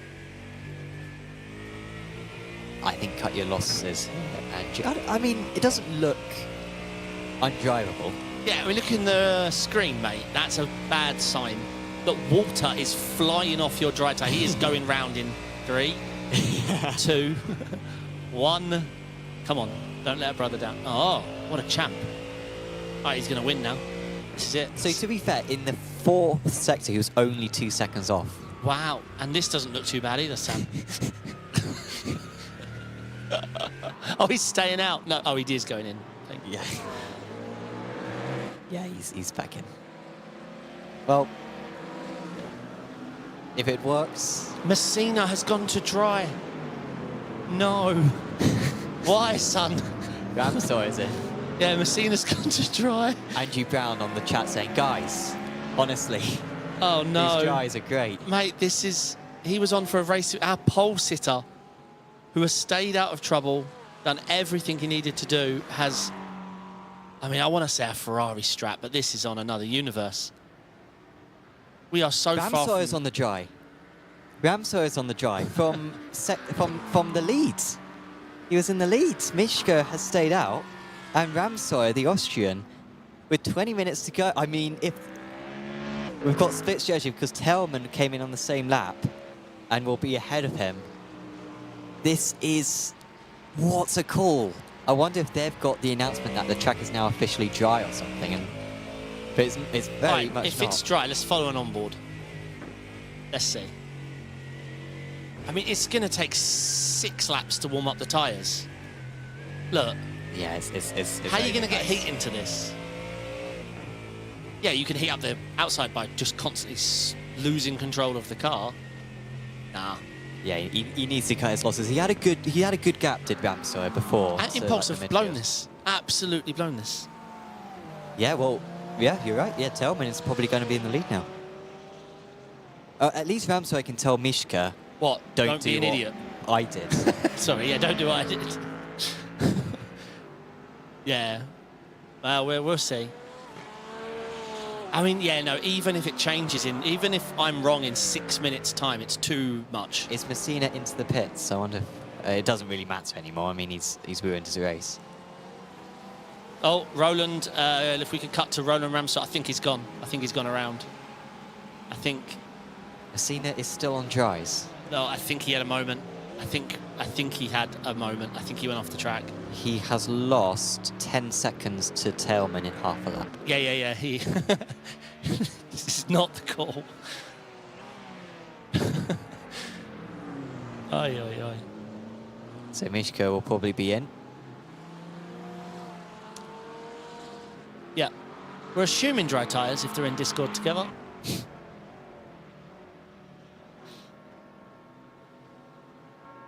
Right, I'm keeping a close eye on Roland. I mean, yeah. So yeah, he was 2 seconds off in sector 2, 2.5 seconds off in sector 3. How are you trying to make? 4. Sorry to interject. How are you trying to make 2 seconds sound okay? Well, he's only 2 seconds. Because it was 5 seconds. Oh wow. He's changing tyres. Mishka, but he's staying on the wet tyres. Yeah, still probably a wrong call. Like, I think optimal call is just leaving your used wets on. Well, he only took 2 tyres. He was 13 seconds stationary. I mean, Mishka took very little fuel. It's going to be tight between him and Tellman. No, Tellman is just ahead. If he's got cold tyres on that car, this isn't going to be close. Tellman's going to be gone in 2 laps. Well, he's going to have 2 cold tyres, Oh my god. which is maybe worse. Yeah, it is. Yeah, Lucas has Your boy's done this. Ramsor has stayed out. Although on the Lucas drive. is my pick. So I lose out on a season pick, but I win a race pick. Well, Lucas was my pick for the season, I think. I'm thinking about short-term gains. Sure, you're thinking short-term games. That's fair enough. Well, Tillman will be championship leader if it ends like this. We've only got... So Messina on dries. He is still on dries, by the way. He has not changed them back. Yeah. So Yeah, this is what happened to the dry tyre. Straight on his dries. And he missed the next corner as well. He's now 14 seconds off the lead. Yeah, his last lap time was a 3:04. He's now losing 1.5 seconds in the second sector.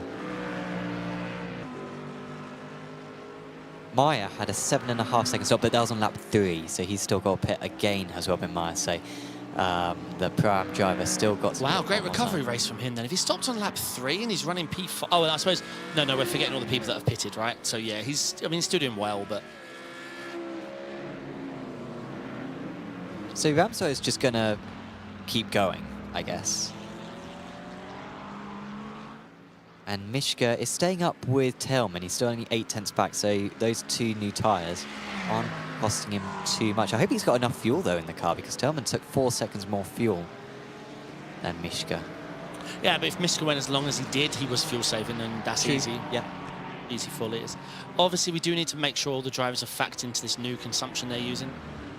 But no, yeah, well said. Fitzko is keeping up very well. Okay, so Ramsor is now only 1 second, half a second off the pace per sector.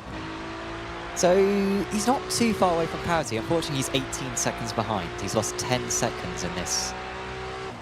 Yeah, but his chances of a mistake in each sector is about 9,000% more, roughly. Him going off the track, it will happen one more time before the end. Tillman is really... Roland spun. Ramsor is now spun at the final chicane, and there goes De Ruyter, who cannot believe his luck. You can clip that. I called it. I'll make a note. Tillman is barely holding on. Yeah, 100%. Leon's looking very fast in these changing conditions. Very, very fast. Yeah, Roland's gone off again. Maya making his last pit stop. Yep. Wait, has Miska changed his tyre back or just out the race? Where on earth? Maya's gone on the dries, by the way, which, considering how far back Maya's going to be, I don't know, there's a lot of field spread. I mean, it's not worth sacrificing your race just to go for a Hail Mary. But we'll see.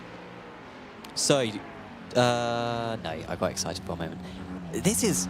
Tillman is defending into every corner. Like this is almost like he's seconds a lap slower, and he's just putting his car wherever he can. Mishka is much more comfortable in these drying conditions. It looks like. I've lost our pole sitter. Can someone find him?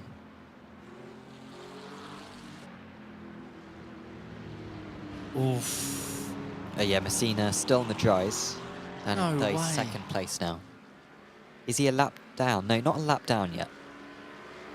How did Might this be by the happen? The man we're rooting for. Well, Ochapinti, his teammate, went for the wets, and he's now in 15th place. He's leader of the AMS. Thank you to Cole for subscribing. Remember, because Mishka was about 6-7 seconds behind Tillman. Yeah. Earlier on, he took a much shorter pit stop, though. That saved him 5 seconds, and then he's caught a little bit as well on track. Tillman, 14 minutes to go to claim another wet race win. Roland is staying out there on the dry. It's really cost him, though. It's cost him the race win. Well, I think now he may as well just stay out, because he's losing... I think he's losing about 5 seconds a lap now. So even if he loses 5 seconds a lap... I mean, your point before where he's likely to spin again, that is a bad thing. Yeah, that's the problem. That's why you need the crossover to be significant. And of course, the wets aren't that bad on a dry circuit either. That's Used wets are really good, yeah. Yeah. Because you get rid of all the tread. So yeah, even if it does become advantageous for the dries, don't expect the wets to fall off a cliff. They'll be solid to the end of the race from here. Correct, yeah. Yeah, when the race is going wet to dry, sure, it's about pace. But when it's going from wet to dry, it's not ever about pace. Even if a guy's back there 1.5 seconds lap quicker than you, that does not tell you the correct answer yet. Wait 5 laps. Is he facing the wrong way? There you go. Now refactor the 1.5 seconds a lap. It seems really small when he's facing the wrong way. Sure. And it happens all the time. But again, with the iRacing officials and the lengths of races, we don't see this often enough wet to dry. We see a dry track get wet. Oh, here we go. Is Tillman going to be able to defend this one? There's a little bit of contact, a little bit more contact. Now, that will probably annoy Mishka quite a bit because that was aggressive from Tillman. I know it's wet, but you're still expected to leave a car's width. I mean, it is wet. The lights. It is wet. If you want to go around the outside of someone in the wet, I agree. But, yeah.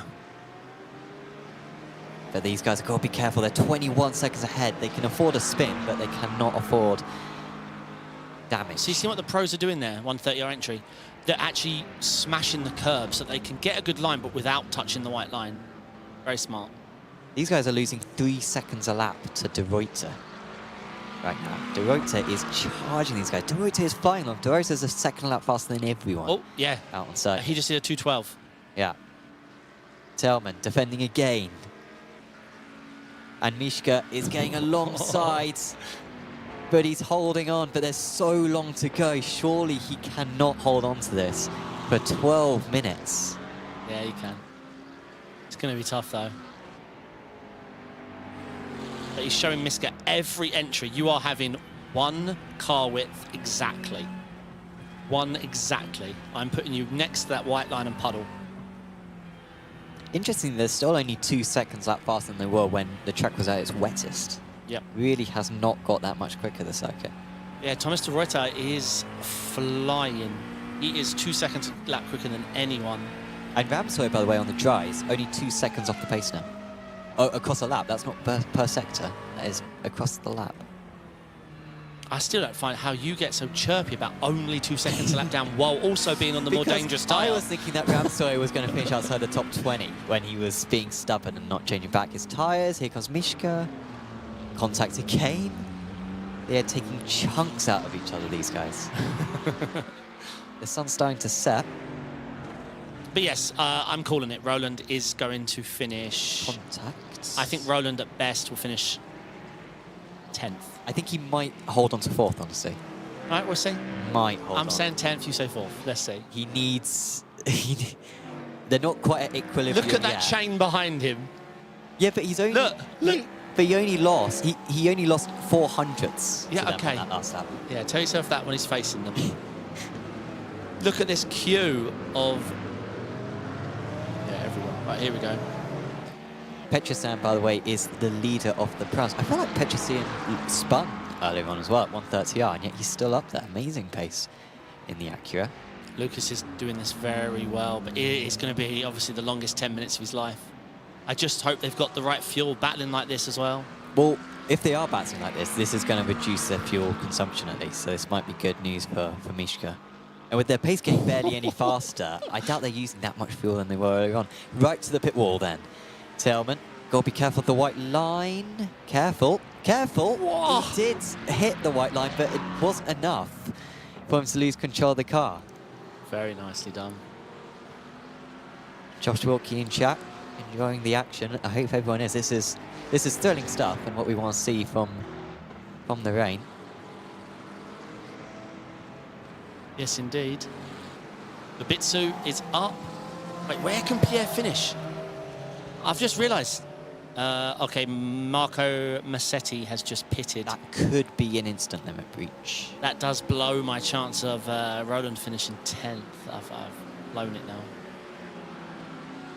And Massetti's actually having to pit proper. I don't know what's going on there, unless he thinks that it's now time for dries. Surely you won't change tyres, will he? Sure, you just want to be in there for the fuel. There is... It's the 342 of Messina, sorry, who is in front of them. Rennsport with his fastest lap, but he's still well down on the wet time, 9/10. But yeah, his fastest lap. Oh, this could be treacherous. Okay, that passed. Yeah, but let's take an alternate line. Let's see how Talman handles it. Any switchback? No. Big puddle. Big puddle says no.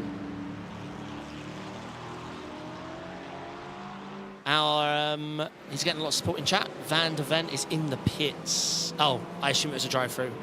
Contacts. It's Viella and it's Grieven.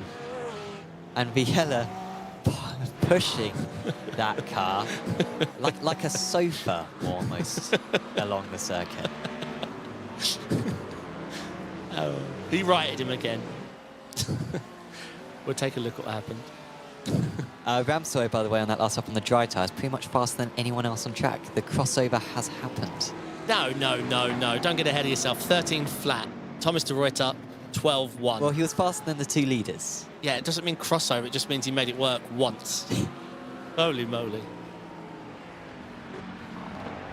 Unfortunately, he's got 31 seconds to make up. This is a good battle. And remember, the leaders are such not a metric right now. This is their laps every lap. Yeah, true. The leaders could be... well, de Ruyter is now 1.7 seconds faster than these guys. Yeah. Thomas de Ruyter with the fastest lap of the race, an 11.8. Ramsoy a 10.9. Good lap. So he was 2.5 seconds faster than the leaders. If it weren't for that spin, which is a big if. And losing a minute, apart from that.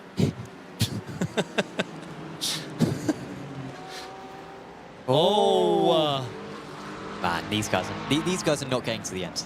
They were like Mishka will be, his head will be boiling right now. Well, Talman, if it carries on like this, Talman won't get to the end because he's putting his car obviously in compromising positions. He's doing really well though. He does understand the netcode model.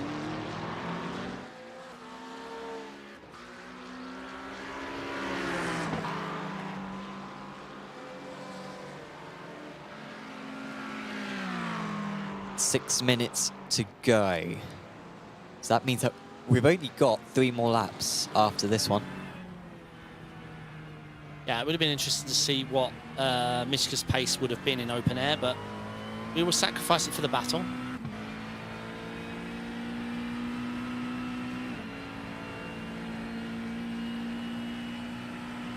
We've got another bit of back marker coming up. Janowski has come back to the pits. Pit stop for him. Mishka will go to the outside. He knows that Telman will cover off, but Mishka's going to go the long way round. And he keep part of his car alongside. No, he goes for the cutback. There isn't really much to be had there. Yeah, he's just got to focus on his exit here. See if he can use the Porsche as a pick. Remember, Mishka's got 2 fresher tyres. We're not sure which tyres they were. I guess they must have been rears. Andrew Brown and Danny Janowski just pitted.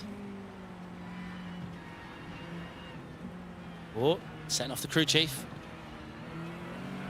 Smolotz on the dry tyres. Here we go. Oh, here we go. Yeah. Oh, the Porsche robbed Mishka there of an opportunity because he got on the right side. Porsche was on the left. He figured if once we get up there, where would Talman go? Yeah. But the Porsche. Some replays. There's a gap between the leaders just formed. So this was the Grieven and what was his name? The guy that pushed him like a sofa. Scenes? Yeah. Oh, that's. Yeah, no, I mean, the guy, from that angle, it looked like I don't know, that's tough. I love how far he pushed him. Yeah, it's tough.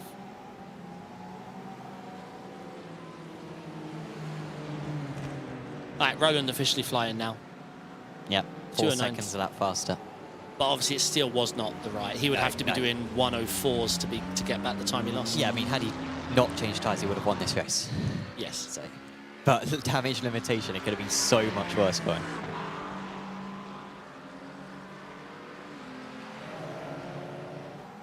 But still, remember, his risk is still higher for a mistake. Way higher.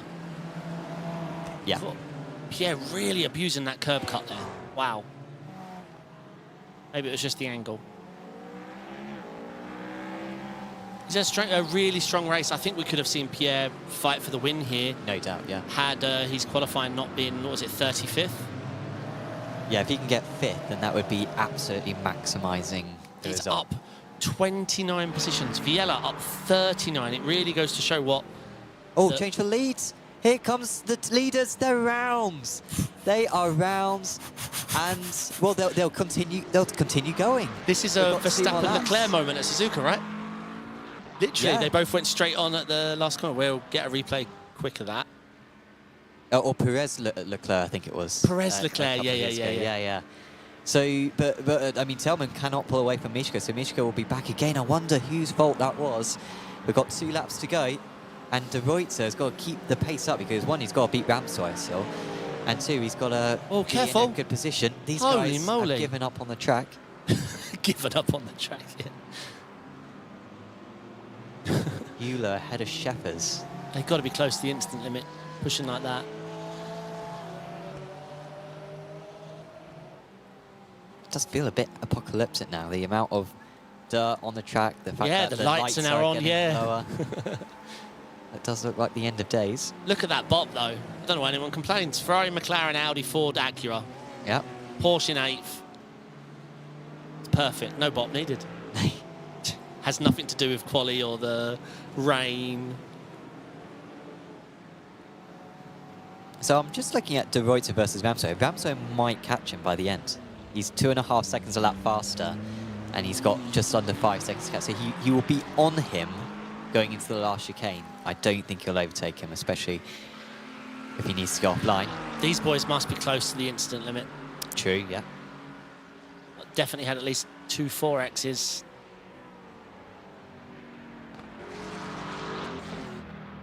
Yeah, Talman's got nothing in the wet. Mid-corner wise. Kitty, thanks for the sub. Yep, sub. Well, we haven't seen any out. Oh! Pierre really wants that position. I think he might. I think that was fair. I tell you, it's the Delatraz cars we're watching. Yeah. So defense into this one. Will we see the same concept as we saw last time? Not this time. But he's a bit deeper. This is a better cutback. This is the best cutback that Mishka's had through this section than any other time this day. Yeah, but where do you go? The outside line, like the line on the fast line, the fastest line on this track has changed now. 1 lap to go. Rennsport is within 2 seconds of De Ruyter. It will be tight for 3rd. It will be tight for the lead as well. Here comes Mishka on the outside, but Tillman is there again. They're bumping through the corners. Tillman is so slow through first curve. And Mishka's got to have as Petrosan versus Utortus, and Utortus is falling back in these late stages, and he has a shove as well onto Euler, Shepard's benefits. But Mishka's got to keep his head here because, I mean, they've been tight racing, and potentially Tillman could get a post-race penalty. We probably haven't seen all the incidents between these two. So he can't afford to get a penalty himself. Yeah, sorry, Eric calling out my bop. That's exactly where I want to see the Acuras. 35 seconds off, that's a good bop. Absolutely, now half a second up De Ruyter. Here comes Mishka. Oh, he's on the inside, he's not going to get that stopped. He'll go straight on. Is there any chance of making up that gap? I don't think so. It's up to a second, but he is a lot faster. I mean, I would not rule it out.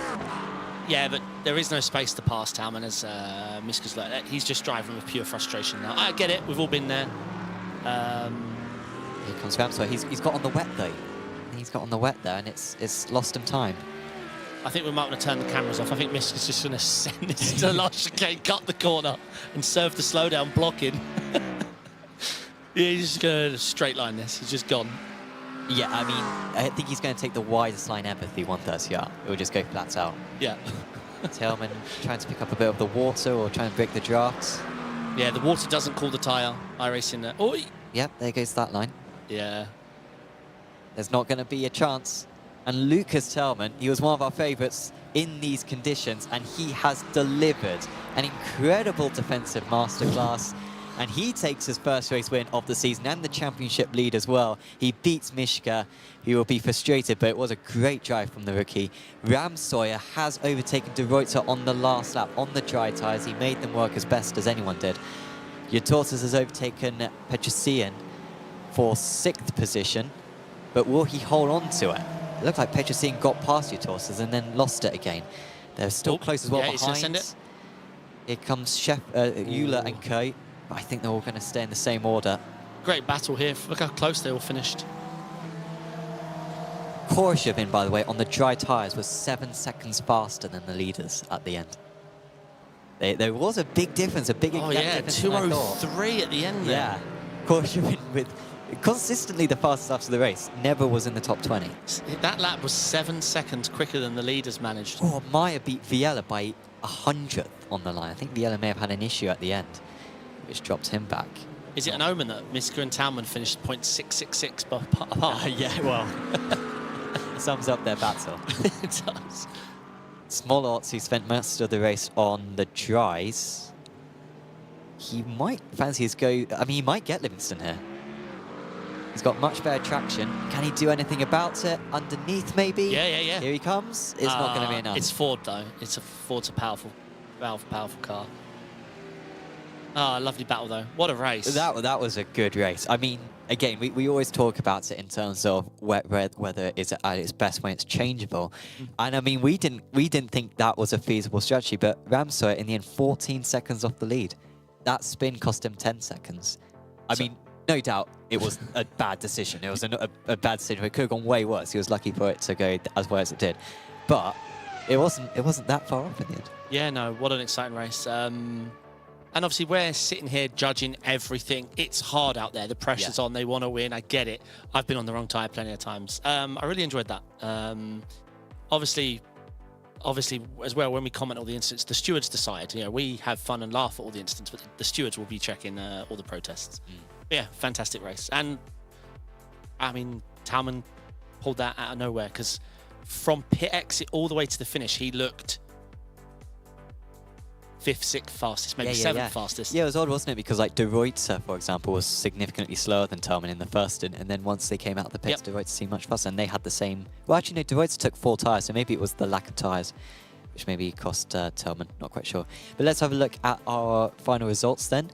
It was Talman who won out by just 7/10 over Miško Rennsport. Only 14 seconds. He made up about 20 seconds on the leaders in the final 10 minutes of the race. Then it was De Ruyter, great result for him. Abithu, Utortus, Petrosian, who's top of the Pro-Ams. Amazing drive from him. He had great pace. Sheffers, Euler, Hutchinson, who we barely saw, but Hutchinson was really good in 10th. Had a Tabone, Meyer.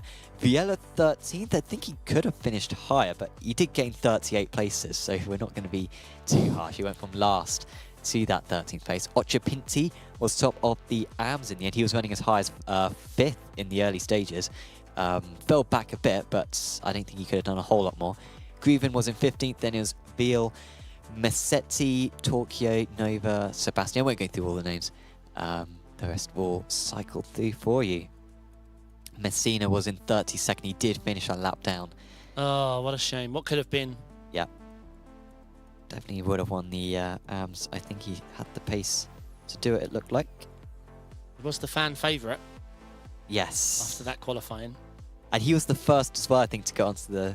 Or maybe the second. It was Andrew Brown went on the dries. Yeah. It was 5 seconds a sector slower. And then he went on and we couldn't believe our eyes. Let's have a chat, though, with Simon Andre Livingston, one of our favourites for the championship, of course, going into this season. And he delivered tonight because he finished 23rd overall, up 22 spots, and 2nd out of the AMS. Simon, what a fun race that was. Have you ever been in a wet weather race like that, you know, an hour long with the sort of decisions to be made about dry or wet tyres?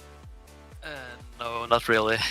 I was stupid enough just to practice a little bit on dry before the race, and when the race started and I saw it was going to be wet, I was like, yeah, I haven't practiced in wet, so the quality was horrible, but I kind of like practiced during the race and the pace got better and I just stayed clear of all the carnage, so pretty happy with the race over in total. Definitely. I mean, I don't recall you spinning at any point. Did we miss your spin, or did you actually manage to keep it in a straight line the whole time? I had one in like, I think it's called, is it the first Degna? The one that I go kind of normally cut the chicane going under the bridge. I had one half spin there, but I just span off backwards into the gravel and got going quite fast again. But I think I dropped 5 places on that one. But that was quite early in the race, so I just kept my head down and just continued working. And I had a great spotter in my ear. The famous Eric Rosette was just telling me what to do and what not to do. So I have to give him a big shout out for keeping me calm during the race and just telling me what to do during the race. So he's a great mentor. Yeah, Eric was saying, sending us a few messages during the broadcast while, and he seems to be on the money when it came to the strategy out there. How was it with Boris chasing you down at the end? Because he must have been way faster at the end, right? Because he was on dry tires. I don't know if you even knew that, but he was on the dries and was much faster at the end. Yeah, I noticed he was just gaining super quickly. I saw in the beginning he was like kind of like equal pace, and then I got a message over the air from Eric telling me like right now it looks like the dry tires are faster, and I was like yeah, and I saw he was just gaining 2 seconds a lap. I was like oh no, but I had him and I think it was Meyer or something chasing me down, and I just kind of like just kept to the racing line, so kind of forced them to pass around me, and just seems to like when they got on the wet they were struggling, so I managed to keep them behind. So I don't know if that is unfair racing or what, but I just kept to the racing line, so I don't know. That was my strategy, just keep the racing line. Sounds good to me. Well, it worked well for you. Well, congratulations on the results, Simon. Anyone you want to give a shout out to? Yeah, I have to always give a shout out to David Samsoid, my number 1 legendary. Yeah, he's a legend, so I have to give him a shout out. And to my teammates and Eric Rosette, they helped me a lot. So I will hopefully not let you down in the end of the season, Sam. I will keep on fighting. Let's go. Thank you very much. Well, thank you for joining us, Simon, and we'll see you back next time. Yeah. Good night. GG's, mate. Later, mate. Simon Andre Livingston. I love that. Sorry, Eric's his spot on. I get a shout out before Eric. That's how you know. Eric didn't do a good enough job spotting, I think. You make a big impression on people. I don't. You'll be in his will. Yeah. All right, let's talk to... Yeah, he did well. He's great guy. Right, let's talk to our race winner and probably very sweaty boy. Hey, Lucas, can you hear me okay? Yeah. Hello. Hello, mate. Congratulations. That I don't know where to start. Looked like a tough race. It looked like third was all you was going to manage. Then we saw Roland go to the dry. You jump everyone in the pit stop phase. Talk me to it from there, because it looked like Leon had the tyres, had the car hooked up, and the fence was all you could master. Yeah, talk me through it. It looked tough. Yeah. First of all, great race to all the Impulse driver. Like they did a better job. They were just faster, and they did a good job. And the race was really not simple at all. Like I didn't have the best pace, but we finally managed to take the win and to take the lead of the championship. So it's the most important. And we'll just need to try to do just some better setup for the next race, for the upcoming races. Because here I just clearly didn't have the pace for winning with the regularity. Yeah, I mean, it looked like traction in the drying conditions, because your car looked pretty good in the full wet. You're back with Leon. I saw you. It looked really tough. Did you think you could hold it off? Like, because he was really willing to send it in. I mean, we're talking 3 or 4 times a lap. How was it to, manage everything and keep up the focus? Because it was a very long race. Imagine the rain. Everything was quite tiring. You had a pit stop. Yeah, how did you find the fence? And did you think you could hold it off? At the start of the race, I just tried to manage the tires as possible. But finally I had to change it at the pit stop. But I only changed the rear tires, and the Impulse driver just changed all 4 tires. So I was struggle a bit after the middle of the race, and I just had to defend, and it was really tough. Yeah, it did.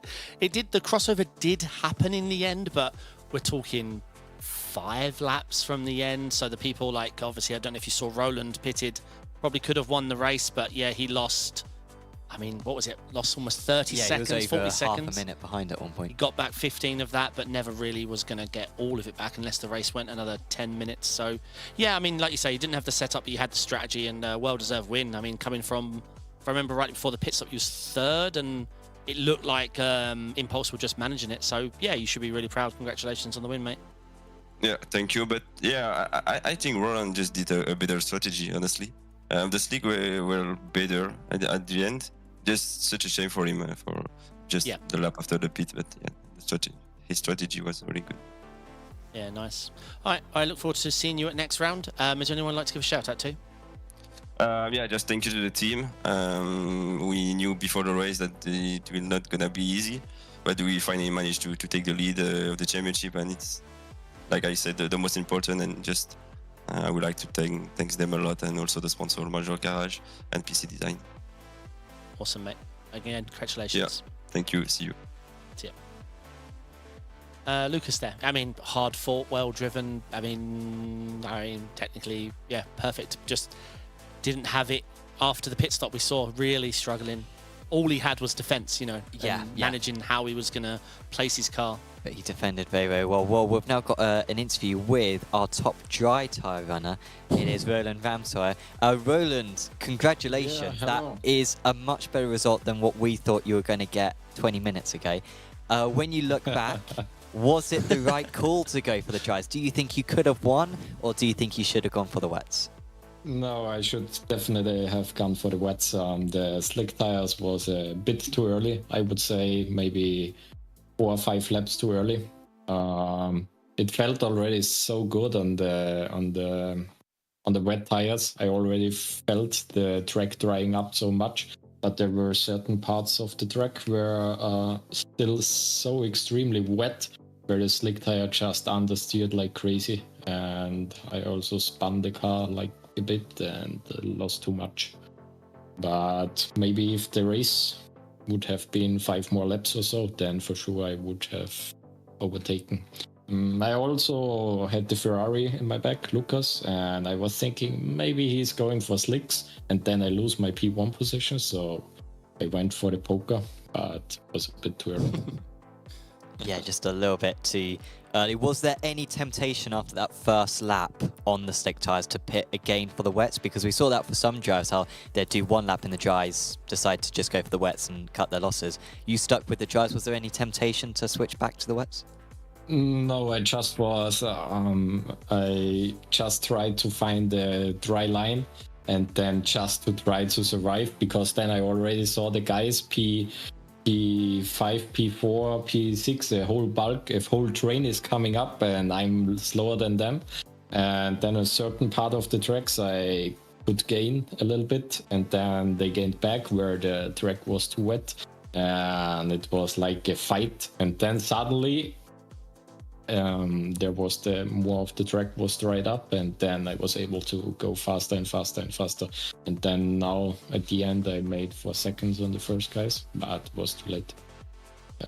And what was it like? I assume you were in the same Discord as Leon as he was battling Lucas. What messages were you getting from Leon about the bats? Because I guess you didn't see it, but it was very intense for the entire last 15 minutes. I don't know, he was battling with Lucas, but I didn't exchange anything right now because I was muted all the time, because I like to race in silence and be concentrated. And so, yes, we probably talk now. Sure. Yeah. Well, there'll be plenty to do talk that on the air about, if you want. Sure. We can. Oh record yeah. Team Radio. Yeah.